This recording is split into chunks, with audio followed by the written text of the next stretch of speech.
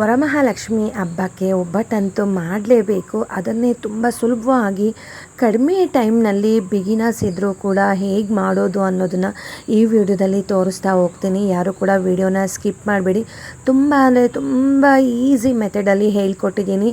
So miss ಮಾಡದೆ ಈ ಒಂದು ವಿಡಿಯೋನ ಸೇವ್ ಮಾಡ್ಕೊಳ್ಳಿ. ಕಡಿಮೆ ಸಮಯದಲ್ಲಿ ಮಾಡ್ಬೋದು, ರುಚಿಯಾಗಿರುತ್ತೆ, ಬಾಯಲ್ಲಿಟ್ಟರೆ ಕರಗೋಗುತ್ತೆ, ಎಷ್ಟೇ ಇದ್ದರೂ ಕೂಡ ಮಾಡ್ಬೋದು. ಬನ್ನಿ ಹೇಗೆ ಮಾಡೋದು ನೋಡೋಣ. ಇಲ್ಲೊಂದು ಮಿಕ್ಸಿಂಗ್ ಬೌಲನ್ನು ತೊಗೊಂಡಿದ್ದೀನಿ. ಅದರಲ್ಲಿ ಯಾವುದಾದ್ರೂ ಆಯಿತು ಒಂದು ಮೆಷರ್ಮೆಂಟನ್ನು ತೊಗೊಳ್ಳಿ. ನಾನಿಲ್ಲಿ ಒಂದು ಬೌಲಷ್ಟು ನಾನು ಮೈದಾ ಹಿಟ್ಟನ್ನು ತೊಗೊಂಡಿದ್ದೀನಿ.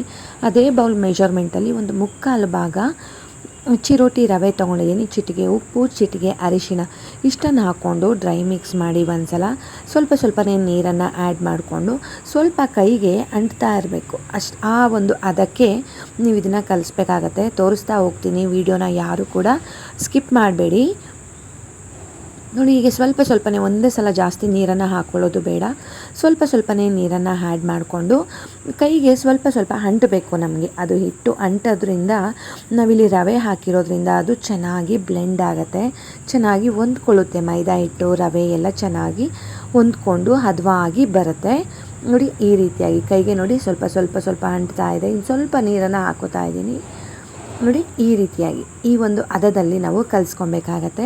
ಇದಕ್ಕೆ ಸ್ವಲ್ಪ ಮೇಲೆ ಎಣ್ಣೆನ ಹಾಕಿಬಿಟ್ಟು ನಾವು ಮುಚ್ಚಿಟ್ಬೋಣ. ಇದು ಕಡಿಮೆ ಅಂದರೆ 1 ಅವರ್ ಆದರೂ ಇದು ಚೆನ್ನಾಗಿ ನೆನ್ಕೊಬೇಕಾಗತ್ತೆ. ಆವಾಗ ತುಂಬ ಚೆನ್ನಾಗಿ ಬರುತ್ತೆ.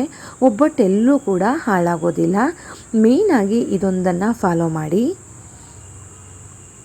ಇವಾಗ ನಮಗೆ ಇಲ್ಲಿ ಕನಕ ರೆಡಿ ಆಗಿದೆ. ಈಗ ಹೂರಣಕ್ಕೆ ಏನೆಲ್ಲ ಬೇಕು ನೋಡ್ಕೊಳ್ಳೋಣ. ನಾನಿಲ್ಲಿ ಸುಮಾರು ದಪ್ಪ ಇರೋ ಅಂಥದ್ದು 1.5 ಕಾಯನ್ನು ತೊಗೊಂಡಿದ್ದೀನಿ. ಅಂದರೆ 3.5 ಓಳು ಬರುತ್ತೆ. ಓಳು ಅಂತಂದರೆ 3.5 ಬರುತ್ತೆ. ಸೊ ನಾನು ಲೆಕ್ಕ ಮಾಡಿದ್ರೆ ಬೌಲ್ ಅಳತೆನಲ್ಲಿ ನನಗಿದು 3 ಬೌಲಷ್ಟು ಬರುತ್ತೆ. ಅದೇ ಬೌಲ್ ಮೆಷರ್ಮೆಂಟಲ್ಲಿ 2 ಬೌಲಷ್ಟು ಬೆಲ್ಲ ಹಾಕೋತಾ ಇದ್ದೀನಿ. ಮತ್ತು 2 ಸ್ಪೂನಷ್ಟು ಚಿರೋಟಿ ರವೆ, 1 ಸ್ಪೂನಷ್ಟು ಗಸಗಸೆ. ನಾನಿಲ್ಲಿ ಕಾಯಿನ ರುಬ್ಕೊಂಡಿದ್ದೀನಿ, ನೀರು ಹಾಕಿಲ್ಲ, ಹಾಗೆ ಡ್ರೈ ಆಗಿ ರುಬ್ಕೊಂಡಿದ್ದೀನಿ. ಅದ್ರ ಜೊತೆ 4 ಏಲಕ್ಕಿಯನ್ನು ಕೂಡ ಹಾಕಿ ನಾನು ರುಬ್ಕೊಂಡಿದ್ದೀನಿ. ಇದನ್ನು ಮತ್ತೆ ರುಬ್ಬೋ ಅವಶ್ಯಕತೆ ಇರೋದಿಲ್ಲ. ಒಂದು ಸಲ ಈ ರೀತಿ ಮಾಡ್ಕೊಂಡ್ಬಿಟ್ರೆ. ಮತ್ತು ನಾನಿಲ್ಲಿ ಬೆಲ್ಲ ಮುಳುಗೋವಷ್ಟು ಮಾತ್ರ, ಒಂದು 3-4 ಸ್ಪೂನ್ ಮಾತ್ರ ನೀರನ್ನು ಹಾಕಿ ನಾನಿಲ್ಲಿ ಬಿಸಿ ಮಾಡೋದಕ್ಕೆ ಇಟ್ಕೋತಾ ಇದ್ದೀನಿ. ಇಲ್ಲಿ ಬೆಲ್ಲ ಕರಗಬೇಕು. ನಾವು ನೀರನ್ನು ಜಾಸ್ತಿ ಹಾಕ್ಕೊಂಡ್ಬಿಟ್ರೆ ಹದ ಬರೋದು ನೋಡಿ, ಇದು ಪಾಕ ಥರ ಹಾಕಬೇಕು. ಸ್ವಲ್ಪ ಹದ ಬರೋದು ಲೇಟ್ ಆಗಿಬಿಡುತ್ತೆ. ಅದಕ್ಕೆ ಬೆಲ್ಲ ಮುಳುಗೋವಷ್ಟು ನೀರನ್ನು ಹಾಕ್ಕೊಂಡು ಕೈ ಬಿಡ್ದಲ್ಲ ಇದನ್ನು ಮಿಕ್ಸ್ ಮಾಡ್ತಾ ಇರಬೇಕು. ಆವಾಗ ಬೆಲ್ಲ ಬೇಗ ಕರಗತ್ತೆ. ಇವಾಗ ಬೆಲ್ಲ ಎಲ್ಲ ಕರಗಿದ ಮೇಲೆ ನಮಗಿಲ್ಲಿ ಒಂದೆಳೆ ಪಾಕ ಥರ ಬರುತ್ತೆ. ಅಷ್ಟು ಬಂದರೆ ಸಾಕು. ಅದು ನೋಡಿ, ಈ ಥರ ಬಬ್ಬಲ್ಸ್ ಬರೋಕ್ಕೆ ಶುರುವಾಗಿದೆ ಅಂದರೆ ಅದ ಕರೆಕ್ಟಾಗಿದೆ ಅಂತ. ಇವಾಗ ನಾವು ಗ್ರೈಂಡ್ ಮಾಡಿ ಇಟ್ಕೊಂಡಿರೋಂಥ ಕಾಯನ್ನು ಇದಕ್ಕೆ ಮಿಕ್ಸ್ ಮಾಡ್ಕೊಳ್ಳೋಣ. ಆದಷ್ಟು ಇದಕ್ಕೆ ಚೆನ್ನಾಗಿ ಹಣ್ಣಾಗಿರೋ ಕಾಯನ್ನೇ ತಗೊಳ್ಳಿ ಸ್ನೇಹಿತರೆ. ಎಲೆಕಾಯಿ ಆದರೆ ಚೆನ್ನಾಗಿ ಬರೋದಿಲ್ಲ, ಮತ್ತು ಕೊಬ್ಬರಿನಲ್ಲೂ ಇದು ಚೆನ್ನಾಗಿ ಬರೋದಿಲ್ಲ. ಕಾಯಿ ಆಗಿರಬೇಕು. ನಾನಿಲ್ಲಿ ದಪ್ಪ ಸೈಜಿಂದು 3 ಹೋಳನ್ನು ತೊಗೊಂಡಿದ್ದೀನಿ. ಅದು ಬೌಲಲ್ಲಿನೂ ಕೂಡ 3 ಬೌಲಷ್ಟು ಆಗುತ್ತೆ. ನೀವು ಪಕ್ಕಾ ಮೆಷರ್ಮೆಂಟಲ್ಲೇ ಮಾಡ್ತಾಯಿದ್ದೀನಿ ಅಂದರೆ ಕರೆಕ್ಟಾಗಿ ಬರುತ್ತೆ. 2 ಬೌಲ್ ಬೆಲ್ಲ ಇದಕ್ಕೆ ಕರೆಕ್ಟ್ ಆಗುತ್ತೆ. ಕಡಿಮೆನೂ ಇಲ್ಲ, ಜಾಸ್ತಿನೂ ಇಲ್ಲ, ತುಂಬ ಚೆನ್ನಾಗಿ ಬರುತ್ತೆ. ನೋಡಿ, ಅದು ತಳ ಬಿಡೋ ತನಕ ಈ ಥರ ಕೈ ಆಡಿಸ್ತಾನೇ ಇರಬೇಕು. ಕಾಯಿ ಬೆಲ್ಲ ಇರೋದ್ರಿಂದ ತಳ ಹತ್ತೋ ಚಾನ್ಸಸ್ ತುಂಬ ಇರುತ್ತೆ. ಸೊ ಅದು ಸೈಡಲ್ಲಿ ಸ್ವಲ್ಪ ಎಣ್ಣೆ ಬಿಟ್ಟಂಗೆ ಆಗಿರುತ್ತೆ. ಅಲ್ಲಿ ತನಕನೂ ಚೆನ್ನಾಗಿ ನಾವು ಇದನ್ನು ಪಾಕ ಜೊತೆ ಮಿಕ್ಸ್ ಮಾಡ್ಕೊಳ್ಬೇಕು. ಬನ್ನಿ, ಅದನ್ನು ತಣ್ಣಗಾಗೋದಕ್ಕೆ ಬಿಟ್ಬಿಡೋಣ.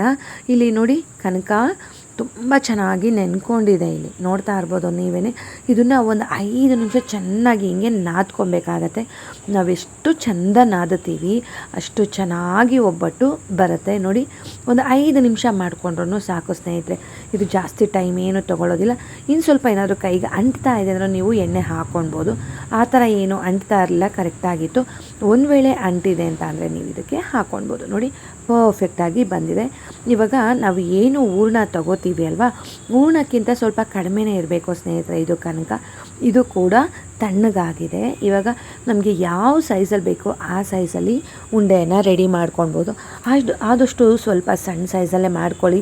ಯಾಕಂದರೆ ಕಾಯಿ ಒಬ್ಬಟ್ಟನ್ನು ತೆಳುವಾಗಿ ಮಾಡ್ಕೊಂಡು ತಿಂದ್ರೇ ಚೆಂದ. ಬೇಳೆ ಒಬ್ಬಟ್ಟು ಗಟ್ಟಿಯ ಅಂದರೆ ಸ್ವಲ್ಪ ದಪ್ಪ ಮಾಡಿದ್ರೆ ಚೆನ್ನಾಗಿರುತ್ತೆ.